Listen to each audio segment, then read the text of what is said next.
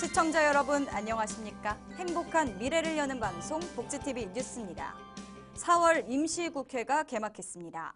이번 임시국회에선 어린이집 CCTV 설치를 주요 내용으로 하는 영유아 보육법 개정안이 재논의될 예정인데요. 학부모를 포함한 시민단체들이 이 법이 그대로 통과돼선 안 된다며 법 개정을 촉구하고 나섰습니다. 정유림 기자입니다. 지난 2월 국회 본회의에서 부결 처리됐던 이른바 어린이집 CCTV 설치 의무화법. 4월 임시국회에서 법안이 통과할 수 있을지 주목되는 가운데 학부모와 교사, 참여연대 등 시민단체 회원들이 국회 앞에 모였습니다. 현재 국회 보건복지위원회 일부 의원들이 주장하는 어린이집 내 네트워크 카메라 설치는 보육에 대한 책임을 학부모와 교사에게 떠넘기는 행위라며 아이와 부모, 교사 모두가 행복한 보육을 할 수 있도록 법률을 손봐야 한다는 겁니다. 이제 보육은 더 이상 시장 논리도 경제적 효율성도 정치 논리도 적용돼서는 안 됩니다. 더 이상 아이들이 불안해하지 않게, 부모들이 불안하지 않게 제발 영유아 보육법 제대로 개정해 주십시오. 이들이 주장한 영유아 보육법 개정 요구사항은 부모가 참여하는 어린이집 운영위원회의 역할 강화, 국공립 어린이집 확충, 보육교사 양성교육과 보수교육 강화 등 모두 5가지. 특히 이날 기자회견에 참석한 보육교사 대표는 어린이집의 교사 대 아동 비율 현실화가 선행돼야 아이들과 교사의 인권이 함께 보장될 수 있다고 강조했습니다. 처우 개선, 월급 올려달라는 소리 아닙니다. 처우 개선이 결국에는 교사 대 아동 비율 축소고 최소한 아이들을 보는 보육 현장에서 인간답게 아이들과 인권적으로 만나고 싶다는 얘기입니다. 국회의원들은 이 점에 꼭 주목을 해주시고요.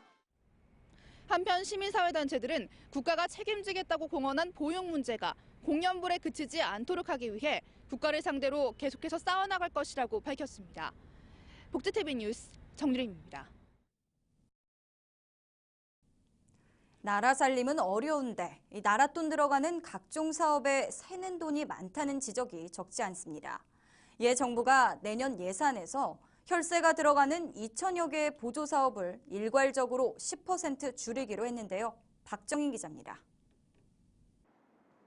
눈먼 돈 취급을 받던 국고보조금 지원 사업들이 내년엔 강도 높은 다이어트에 돌입합니다. 하지만 이러한 정부의 개혁이 형편이 어려운 서민층의 복지 혜택을 없애는 결과를 낳을 수도 있다는 우려가 제기됐습니다. 정부는 지난 7일 국무회의에서 2016년도 예산안 편성 및 기금 운용 계획안 작성 지침 의결을 통해 부처별로 보조사업 숫자를 일괄적으로 10% 줄일 것이라고 발표했습니다.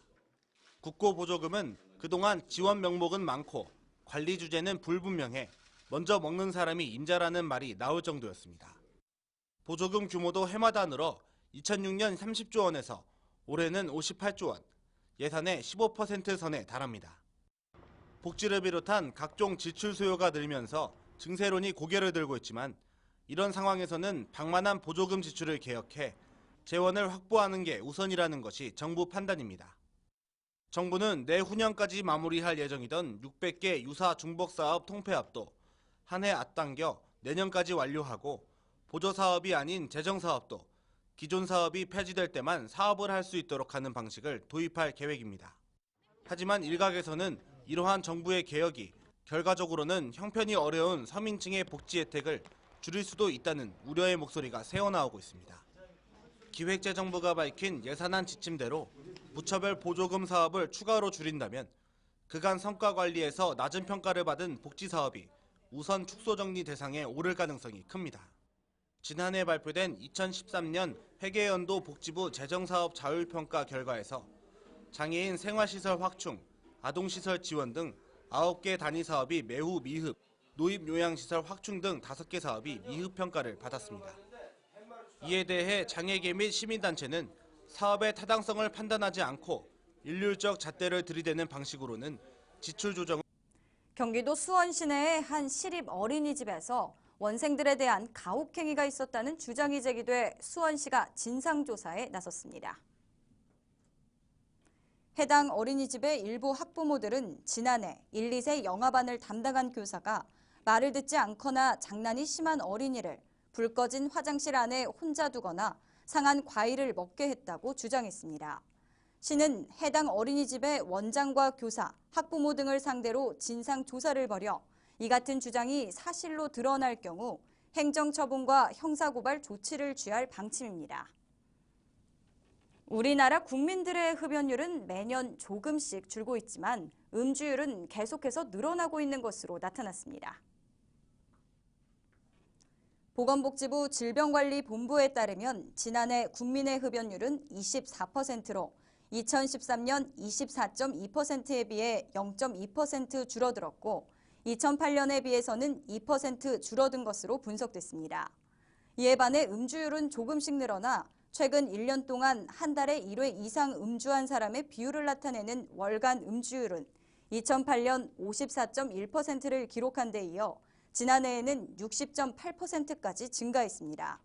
지금까지 살아오면서 한 잔 이상의 술을 마신 적 있는 사람의 비율인 평생 음주율도 같은 기간 동안 77%에서 88.3%로 늘었으며 음주 시작 연령도 21.7세에서 20.9세로 0.8세 빨라진 것으로 조사됐습니다. 새로운 출발이 누구보다 더 특별한 이들이 있습니다. 학생인 노숙인들인데요. 다시 서기를 위해 세상을 향해 찻발을 내디딘 노숙인들의 특별한 입학식 현장, 김소영 기자가 소개합니다. 경기도 수원시에 있는 한 대학교. 30여 명의 노숙인들이 강의실 책상에 앉았습니다. 경기도와 경기대학교 등 민간학이 손을 잡고 진행하는 노숙인 자활교육 강좌, 노숙인 인문학 교육을 받기 위한 입학식 자리입니다. 용기를 내 사회와 다시 소통하기 위해 잡은 책가방은 이들에겐 그 무엇보다도 특별한 물건입니다. 가족들과 연을 끊고 살게 된 조용복 씨는 노숙인 생활을 접고 남들과 같은 평범한 삶을 살겠다는 꿈을 품었습니다. 제가 그 일을 함으로 인해 가지고 그냥 평범하게 살면서 다시 그 옛날처럼 갈 수 있는 그런 경제가 됐으면 하는 그런 꿈이 좀 있어요. 2013년도에 문을 연 이 노숙인 인문학 교육은 노숙인들의 자존감을 회복시켜 자활할 수 있도록 돕고자 시작됐습니다. 철학과 문학, 역사, 고전 등의 과목을 배우며 심리 치유를 위한 상담과 체험 활동, 일자리까지도 연계해주는 교육입니다. 경기도에 노숙인이 한 470여 명이 있습니다. 그중에서 본인들이 자발적으로 원하는 사람을 대상으로 해가지고 본인들이 그 사회적 존재감을 느껴가지고 빠른 시일 내에 사회에 복귀해서 자립심을 갖는 데 그 목적이 있습니다. 지금까지 이 교육을 통해 사회 복귀에 성공한 노숙인은 20여 명입니다. 다시 일어서고자 배움의 교실로 들어선 노숙인 학생들이 제2의 삶을 성공적으로 개척해 나가는 값진 첫발이 되길 기대해 봅니다. 복지TV 뉴스 김소연입니다. 요즘 봄나들이 계획하신 분들 많으실 텐데요. 이곳은 어떨까요? 경기도 광명시가 전국 최초로 광명 동굴에 와인 코너를 개발해 문을 열었는데 입장권을 구입하려는 행렬이 줄을 잇고 있다고 합니다. 그 현장을 류만옥 기자가 다녀왔습니다. 광명시가 지난 2011년 광명 동굴을 첫 오픈하면서 무료로 입장시켰으나 올해부터 어른의 경우 4,000원, 동굴 와인 코너를 포함하는 통합 입장권은 9,000원을 받고 있습니다. 하지만 지난 4일과 5일 이틀 동안 무려 8천여 명의 관광객들이 몰려들어 입장권을 구입하려는 행렬이 100여 메타나 되는 예상 외에 많은 관광객이 찾았습니다.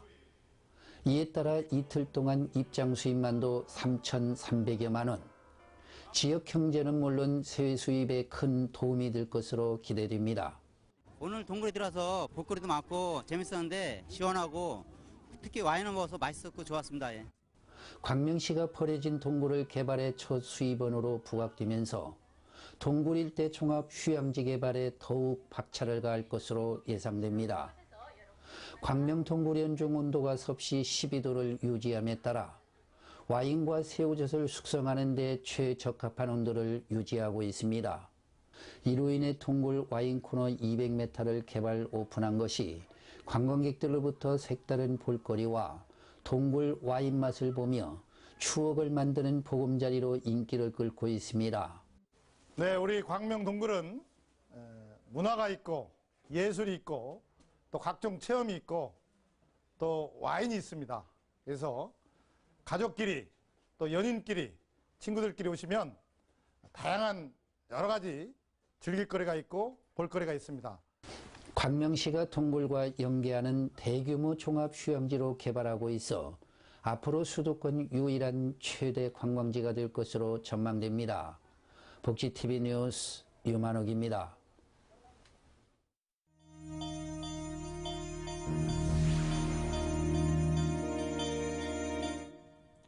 이어서 간추린 뉴스를 전해드립니다. 제12회 서울시 장애인 취업 박람회가 오는 29일 서울무역 전시 컨벤션 센터에서 열립니다. 이번 취업 박람회에는 장애인 채용 희망 기업과 공공기관 등 250개 업체가 참여하며 1:1 상담과 면접이 이뤄집니다. 구직을 원하는 등록장애인은 장애인 복지카드와 이력서를 지참해 방문하면 됩니다. 한편 방문이 어려운 장애인을 위해 30일까지 온라인 박람회를 함께 진행합니다.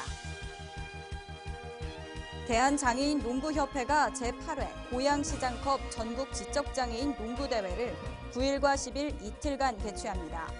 이번 대회에는 총 340명의 선수와 임원진이 참가하고 스페셜올림픽 농구 규정에 의해 개인 간 운동 능력 차이가 큰 지적장애인의 특성을 고려해 그룹별로 나눠 경기가 진행됩니다.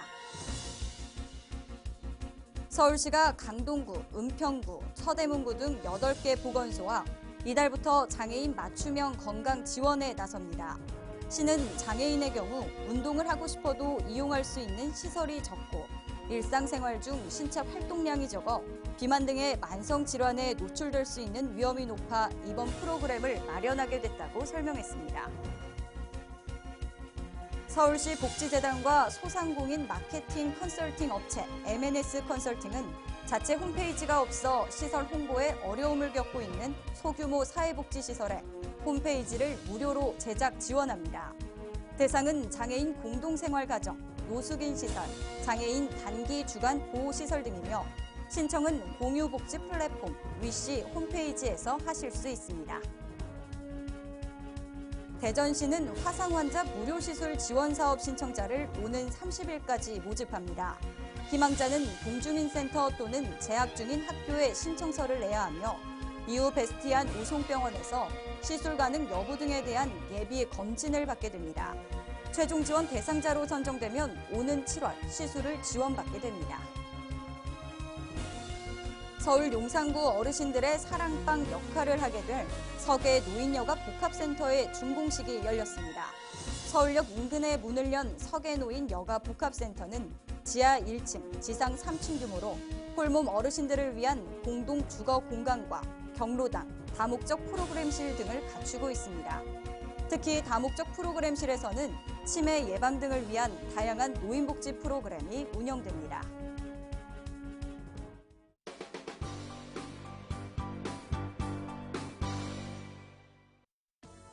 미리 보는 장애인 신문 시간입니다. 먼저 오는 7월부터 장애인 보장구 등의 구입 비용에 대한 본인 부담률이 줄어든다는 내용입니다. 복지부가 국민건강보험법 시행령과 시행규칙 개정안을 마련해 다음 달 13일까지 입법 예고한다고 밝혔습니다. 복지부는 장애인에 대한 보장성 강화를 위해 장애인 보장구 본인 부담률을 건강보험 대상자는 현행 20%에서 10%로 인하하고 차상위 2종은 현행 15%의 본인 부담이 사라진다고 말했습니다. 한편 복지부는 다음 달 13일까지 국민 의견을 수렴한 후 개정안을 확정할 예정입니다. 두 번째 기사는 전국장애인차별철폐연대가 박근혜 정부가 대선 공약으로 내건 장애인 활동 지원 서비스 하루 24시간 보장을 2년째 이행하고 있지 않음은 물론 중앙정부에 의해 활동 지원 서비스가 제약을 받고 있다는 내용입니다. 전 장현은 현재 사회보장기본법 제26조 2항에서 중앙행정기관의 장과 지자체장은 사회보장제도를 신설하거나 변경할 경우 대통령령으로 정하는 바에 따라 복지부 장관과 협의를 한다고 말합니다.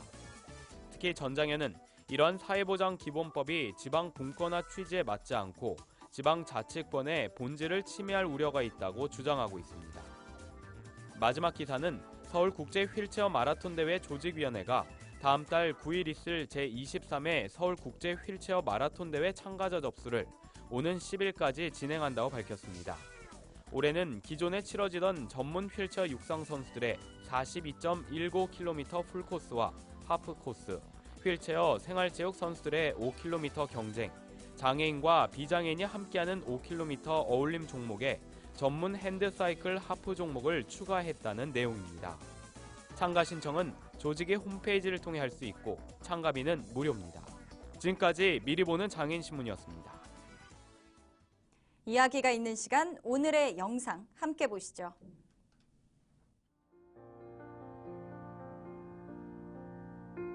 완연한 봄 4월. 도심 곳곳 봄을 알리는 꽃들이 만개하고 있는데요.